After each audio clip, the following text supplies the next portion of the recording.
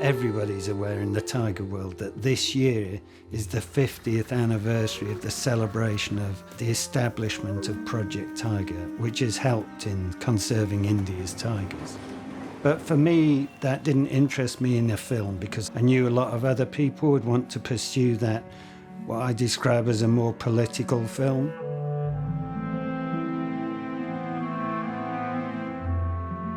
But then Valmik rang me up from the edge of one of Ranthambhore's famous lakes and said, "There's this amazing tiger called Charger who specialises in charging into the lakes and chasing all the deer out."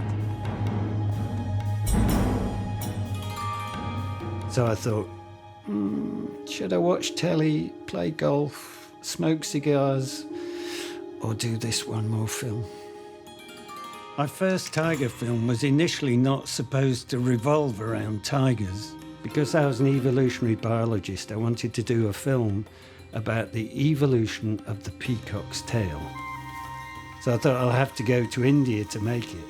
And I took it to the BBC, and they said, yes, we'll take a film on the evolution of the peacock's tail for David Attenborough's Wildlife on One series. But you've got to make it the tale of the peacock and the tiger. The key thing that stimulated me to know that I could make a film was Valmik's 3 or 4 books on the tigers of Ranthambore, which were gloriously illustrated. The imagery, the evocative nature of this huge fort that sits on the edge of Ranthambore, and then the tigers that run in and out of the lakes, through the lilies, past the crocodiles. It was like Disneyland for wildlife. I did my recce and went to Ranthambore.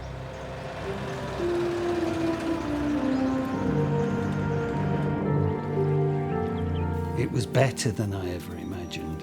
It was magnificent, and is magnificent still. But the weak link for me was getting tiger footage. Tejbir, Valmik's brother-in-law, who helped me on my peacock film, said, "We filmed tigers in the 1980s. I think Valmik's got the footage." And so I went to meet Valmik. When he met me at the door, there's this big figure who I instantly knew was a star in the making, a hugely charismatic person. He realised I was passionate about conservation, and he was passionate about conservation. So I think it created an understanding where we could work together. But the nitty-gritty of that meeting was, "Valmik, can you find your tiger footage?" I had no idea what the tiger footage was like. We found some cliched dusty film cans under his desk, which turned out to have some phenomenal tiger footage of Valmik's most favourite tiger, Genghis, charging into Ranthambore Lakes, killing deer. So that was an absolute wonderful moment.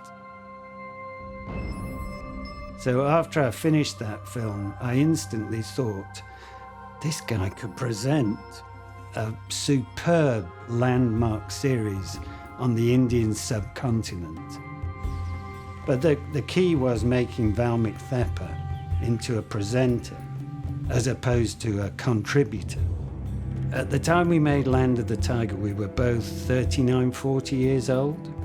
That created a little bit of chemistry where we got on very well. So I couldn't force Valmik to do something. I had to convince him, which is good training to be convinced, and he would challenge me a lot.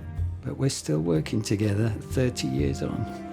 He will ring me up periodically and say, "Mike, there's this event going on," or "There's this crisis going on." And this film is a product of exactly that. We definitely are friends, more than colleagues. It goes further than that for me. It wasn't that Valmik was just a presenter.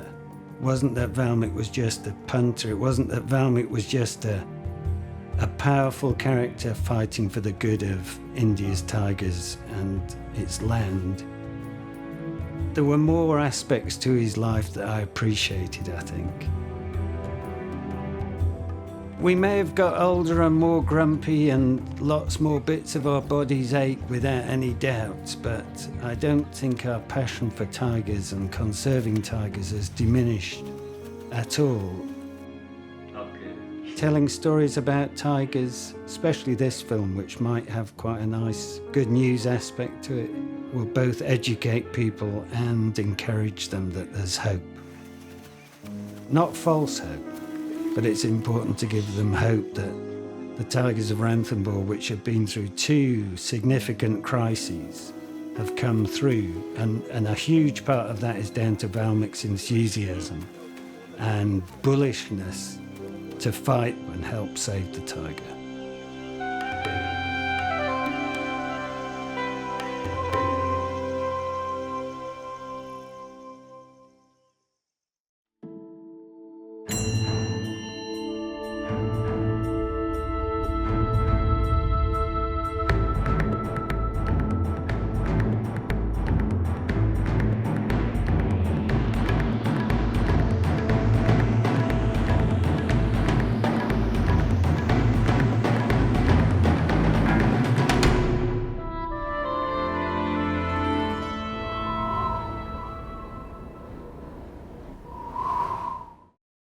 Happy Earth Month! PBS is celebrating by releasing a ton of great new episodes across our channels, diving deep into our amazing planet. Nature viewers will enjoy the new video from Detroit PBS's show, Great Lakes Now, which covers saw-whet owls and the importance of the Great Lakes as a stop for a wide range of migratory birds. Links to that video and the full PBS Earth Month playlist are in the description.